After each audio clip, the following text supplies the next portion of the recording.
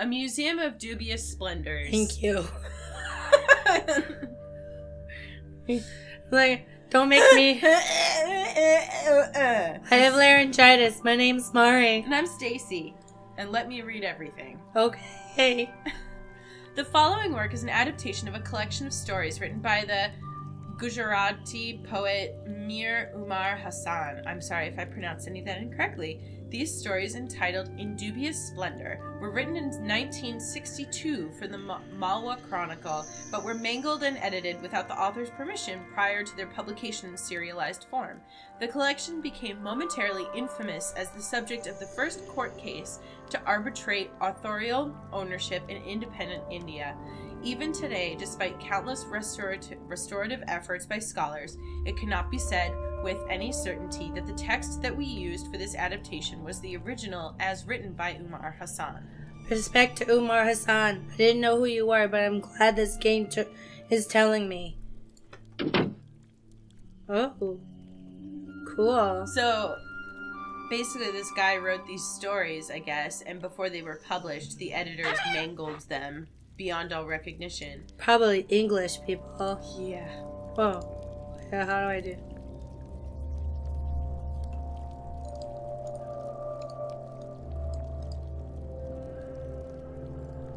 Huh. Oh, okay.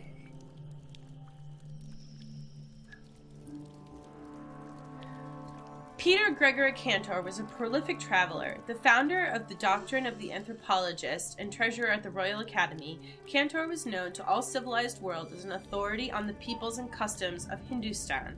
But even the all-knowing Cantor was bewildered by the apparatus, an object that he wrote parsimoniously about in his annals and later alluded to with deep regret in the journal that he maintained upon his return to England. The apparatus, as Cantor first described it in his book of travels, had no apparent purpose. It was a tubular object of indeterminate shape found in the living spaces of the people of Danta, often small enough to be placed in an almirija. The apparatus seemed so commonplace to the people using it that Cantor could not ask what it was without crippling damage to his credibility as a member of the superior race, as he believed himself to be. That it was man-made and not a creation of nature was but evident, and Cantor made specific mention of its artifice. But beyond that record, nothing else was written about its shape or material, its color or form, or its intended purpose or providence. Cantor was so startled by its presence that he did not even name it, and only called it the apparatus whenever he made a scant mention of its presence in his annals. That's kind of funny. White guy's like, oh, I'm in... Oh. Sorry. White dude's like, oh, I'm like an expert on these like Indian peoples. I know everything about them. But then he sees everybody using like this tool thing, and he's like, I don't know what it is, but if I ask them, it blows my cover as being like this superior human because I don't know what this simple basic thing is. Suck it. It seems that his fascination with the object had not gone unnoticed, and in an act of spontaneous diplomacy, the Raja of Shaturvan, the province that Cantor was touring, presented him with one of the mysterious objects. But the gift only served to torment Cantor, who found the apparatus a constant reminder of his bewilderment and his failure as a man of knowledge, for he had never worked up the courage to ask what it was. Cantor kept the apparatus at his house in Rellington, and made provisions in his will to have it displayed at this museum after his passing, hoping someone might shed light upon its mysteries. And to this day, a replica of the apparatus can be found on display, waiting for somebody to identify what Cantor never could. I wonder if it's one of those like bead things, the calculators. What's it called? He said it was like a tube. Oh. Maybe it's like a made-up thing just to show how stupid so wait. Are. Oh, it's fucking toothpaste. Wait, is that actually... It's not a true story. It's a story this guy, the Indian writer, made up. So I think he's just trying to say he thought he was better than us. It's just fucking toothpaste. You fucking moron. That's what it is. I think that's funny. And pretty clever. Just to, like, have people realize... So let's look around here. We got... that, you know... Oh, and then we can go in the other doors. Yeah, it was his own pride that made it so he couldn't figure out that it was toothpaste. It's fucking toothpaste. Yeah, so that should be a lesson. You should never think yourself better than somebody else. So I'm sure this isn't a language that I don't understand. So...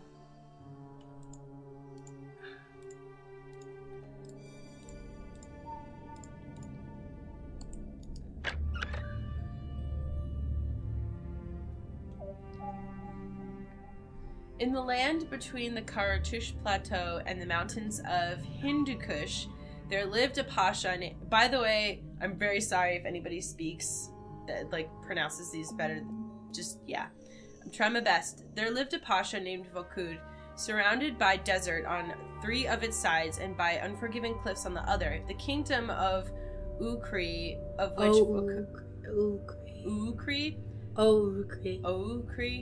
Uokri, of which Vokud Pasha was the ruler, was an inhospitable place, and yet in his harsh land, the capital of Uokri was a magnificent town full of gilded minarets and soft shade-laden streets.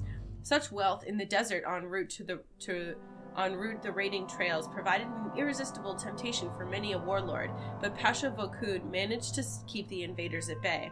This difficult task was in no small part made possible by the guild of desert scouts that the Pasha had trained and commissioned.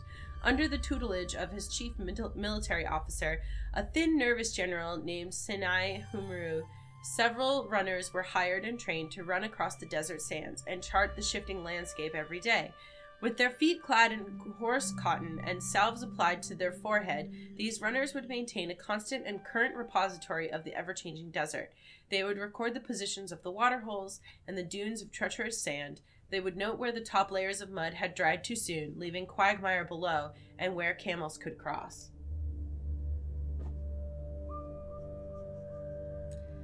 And so, with their endless running, they preserved for the Pasha and his army countless routes of attack and retreat that were used to repel and harry invaders, and also to launch many a successful plunder of the neighboring kingdoms. While the guides were well used to the desert air and heat, they never could protect their feet, for the hot sand and salt soon eroded everything. The younger scouts could bear their blisters very well, but as they got older, they took to carpentry or tanning, leaving their post with a royal pension. Every one of them retired after a few years, everyone except Ibu, the legendary runner, who had been guiding the Pasha and his army for centuries without a blister on his feet. Centuries? Centuries. Well, I assume these are like legends, you know? Oh, they also maybe meant decades? I don't know. While traversing the deserts, Ibu's feet through some miracle had turned stiff and hide-like, so as to bear the rough sands and the eroding salt, and he continued to sprint across the burning landscape with the abandon of a youth. When Ibu died in his 673rd year of service, the Pasha decreed that Ibu's feet be preserved in honor of his exceptional service and capability, and it is a replica of these feet that are displayed here at the museum. They're called shoes. Yep. I like being introduced to these stories that I don't think I would have known about otherwise. Yeah. And I like the perspective of these stories. Mm-hmm. How, like... that it's, like, quote-unquote ordinary objects that have, like, that take on an extraordinary, like, meaning. Yeah, and it's like you hear about it and you're like, oh, well, like, what's that about? And then it's like, it's shoes, you dumbass. Yeah. Or, it's toothpaste, you fucking prideful dick. Mm-hmm. So that's cool. I appreciate that I get to hear these stories by somebody that I probably might never have heard of. Yeah. This is cool. A long time ago, when the mountains could still remember their names and the monkey gods ruled the sky, a grand feast was held atop the Gurbuta Purbhat. Have you ever watched The Monkey King? Like No. any of the versions? No. Oh my god.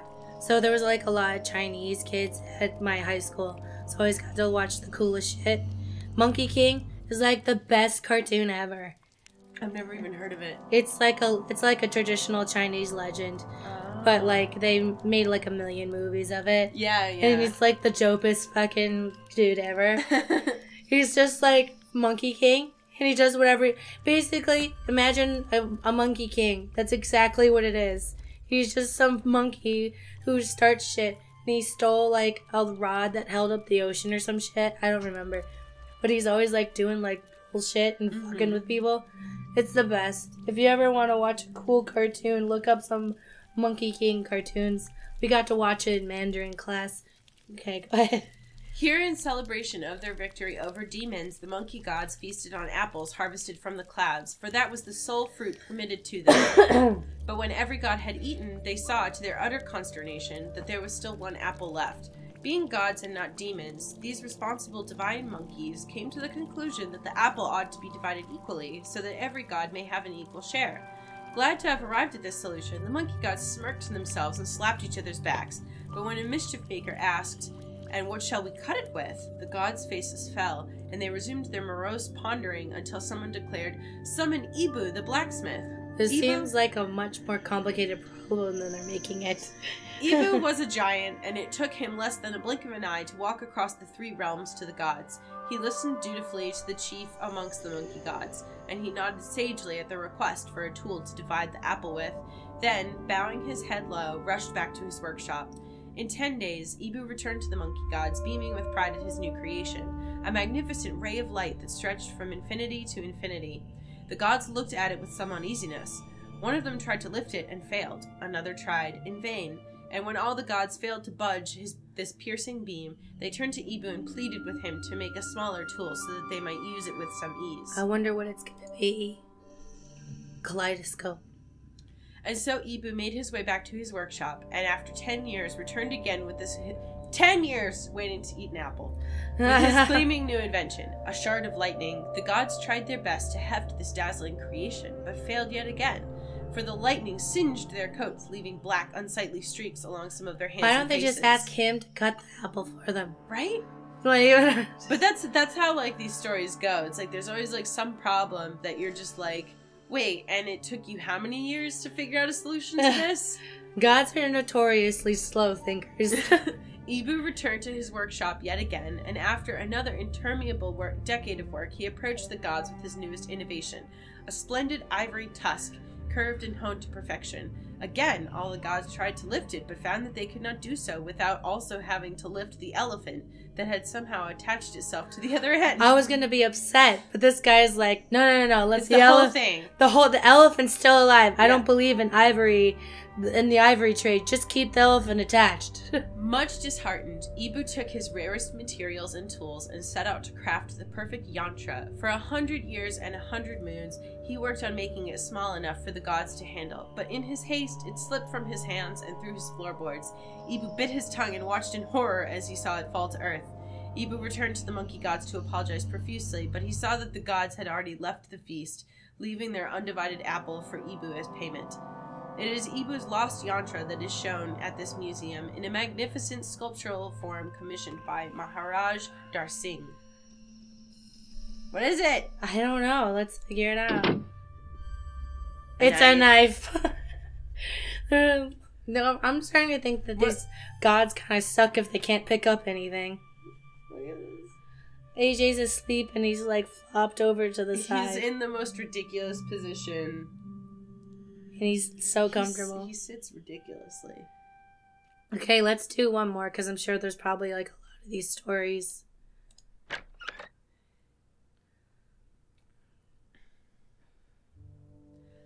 A long, long time ago, when the forests had ears and the sun was still a sparkle in Wulfro's eye, Shanturmul, the god of seashells, found Grudal Beg, the thunder god, perched despondently upon the edge of the Himalayas. Ever eager to help, Shanturmul asked his fellow immortal what ailed him so, and Grudal Beg moaned in reply, "O Shantur, I cannot help but bemoan my sorry state. If only I had an extra pair of eyes at the back of my head, then I would not have to turn around to see what was behind me all the time."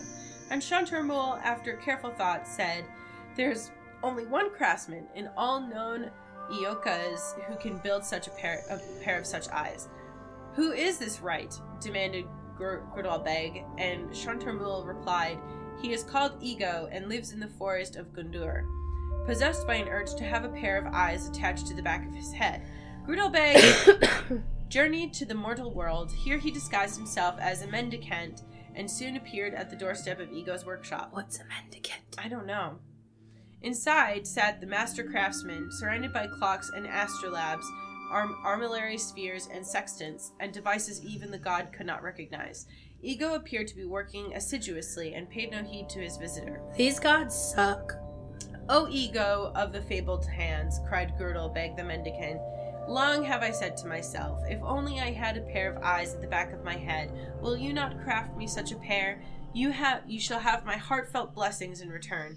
Ego replied without looking up, "I am busy, much too busy," and with that he refused to say more.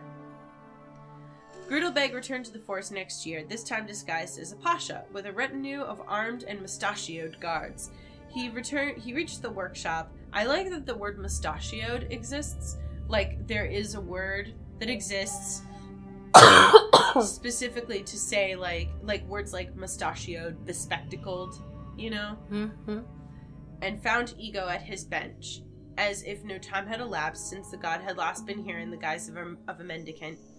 "O Ego of the fabled hands," growled Grudelbeg the Pasha, "long have I said to myself, if I only had a pair of eyes at the back of my head. You shall craft me one such pair, or I shall have my guards throw you to the crocodiles." And still Ego, engrossed in his work, replied with a dismissive shake of his head, "I am busy, much too busy," and with that refused to say more. His patience wearing thin, Grudelbeg snapped himself into his natural form and reappeared at the workshop in all his godly glory.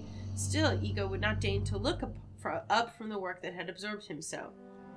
"Ego," thundered Grudelbeg, his voice like the boom of a cannon, "long have I said to myself, if only I had a pair of eyes at the back of my head. I demand that you craft me one such pair immediately." And again the unheeding Ego replied, "Later, I will craft it later, for I am busy, much too busy." Defeated in his quest and bewildered by Ego's preoccupation, Grudelbeg demanded, "But what is it that absorbs you so? What are you building so assiduously?"